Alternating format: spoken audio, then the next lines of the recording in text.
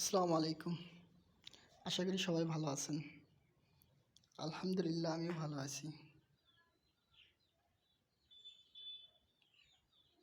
এগুলো হচ্ছে পেঁয়াজ।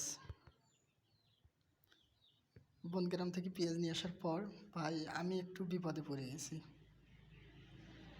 বিপদে পড়ে গেছি বলতে কি, এই পেঁয়াজগুলো আমার সম্পূর্ণ ভিজে গেছিলো।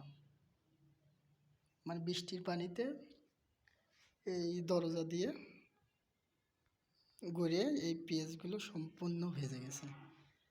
তাই জন্যে এই তো ফ্যান, রুম হিটার, 100 ওয়াটের বাল্ব দিয়ে রাখছি ভাই।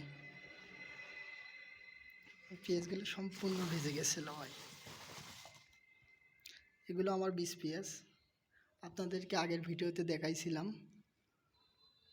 পেঁয়াজ কেনার জন্য পাবনায় গেছিলাম।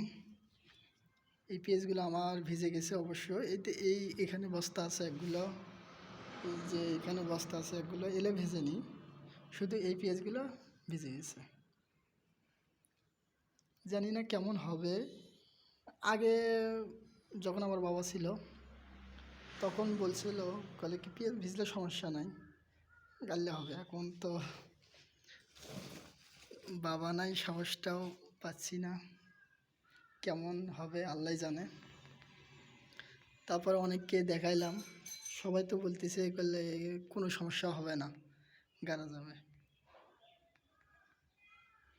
এইগুলো এগুলো সব ভিজে গেছে। আমি জানতাম না দরজা দিয়ে পানি ঢুকবে।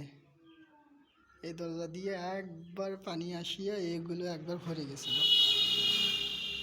আমি লাইট টাইট দিয়ে রাখছি। হোক, সবাই আমার জন্য দোয়া করবেন। আর যদি আপনারা কিছু বলতে পারেন, ভিজলে কিছু সমস্যা হবে কি না একটু আমাকে জানাবেন। সবাই ভালো থাকবেন। আসসালামু আলাইকুম।